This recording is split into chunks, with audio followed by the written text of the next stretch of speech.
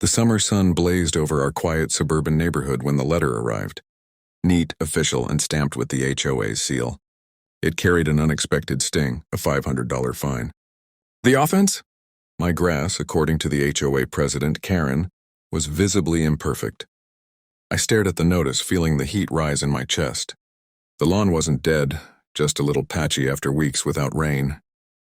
Yet Karen, always peering from behind her curtains, had decided my yard was a neighborhood disgrace.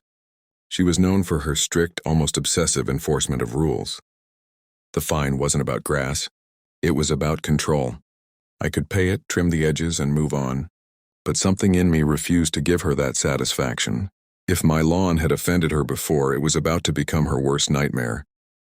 I had no idea that one act of defiance would spiral into something much bigger and much wilder. Instead of reaching for the mower, I left the grass untouched. Days turned into weeks, and nature seized the opportunity.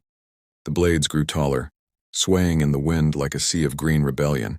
Weeds joined the uprising, and dandelions, clovers, and wildflowers weaving color into the chaos. Birds began to visit, their songs filling the air. Butterflies fluttered through the weeds, and bees found a feast among the blossoms. Neighbors passed by with curious glances, some smiling, others whispering. I noticed Karen's disapproving glares grow sharper with every inch the grass climbed. Her perfectly manicured roses stood in stark contrast to my ever-expanding wilderness. But instead of embarrassment, I felt an odd sense of pride. My lawn was becoming a living ecosystem, a place buzzing with life. Karen thought she had shamed me into submission. Instead, she had planted the seed of my rebellion. And soon the HOA would realize this was no ordinary yard. By the third month, my yard was a thriving jungle. Ferns stretched their fronds across the walkway, and a sapling had sprouted near the fence. The air smelled of damp earth and wildflowers. But Karen wasn't about to let nature win. She showed up one morning with a clipboard, snapping pictures from the sidewalk like a wildlife detective gathering evidence.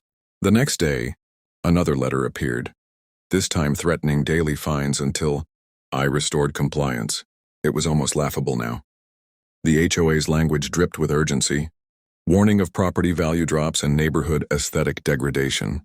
Meanwhile, squirrels darted through the tall grass, and a pair of rabbits had claimed a corner of the yard as their own. Karen had underestimated me.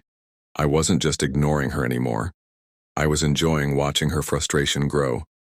And I had an idea brewing, one that would push this leafy rebellion into the spotlight in a way she couldn't ignore. If Karen saw weeds, I saw opportunity. I began planting intentionally. Sunflowers that grew taller than me, tomato vines curling along makeshift trellises, and wild mint spreading its fresh scent with every breeze. Friends started donating plants, eager to see my little rebellion flourish. A local gardener offered me a native plant kit, which I gladly accepted. My yard transformed into a patchwork of colors and textures, a living art piece that spilled onto the sidewalk.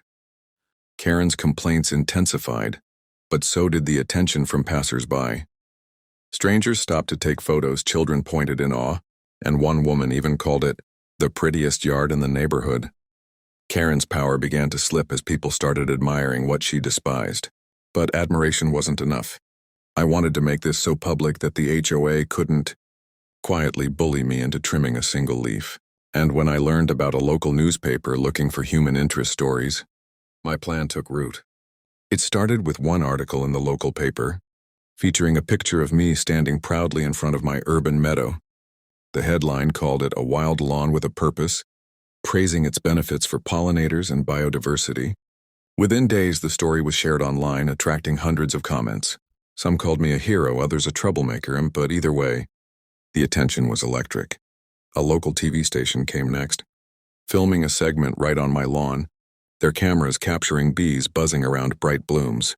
Karen, red-faced, stood in the background, arms crossed like a villain caught mid-scowl. The HOA sent yet another letter, but now their threats sounded hollow. Too many eyes were watching. What began as a petty fine had turned into a public debate about beauty, nature, and control. And the more people rallied behind me, the more I realized Karen was losing the one thing she valued, most unquestioned authority. The HOA called an emergency meeting. Neighbors filled the room, the air thick with tension. Karen launched into a tirade about community standards, waving a stack of violation notices like a judge's gavel. But for the first time, she didn't have the room on her side. Residents spoke up, praising my yard's beauty, the wildlife it brought, and the joy it gave to children. One man even mentioned how the flowers helped his allergies by attracting pollinators. Karen's voice grew shrill as she realized the tide had turned. I sat quietly, letting the voices of others carry the fight. When a motion was made to revise the landscaping rules to allow natural gardens, applause erupted. Karen's face drained of color. She tried to interrupt, but it was too late. The vote passed. I had won the right to keep my jungle, but I wasn't done yet. My final act would ensure Karen remembered this lesson forever. With the rules officially changed, I expanded my garden even further, adding winding stone paths, benches, and a handmade sign that read, "Welcome to the Wildlife Sanctuary."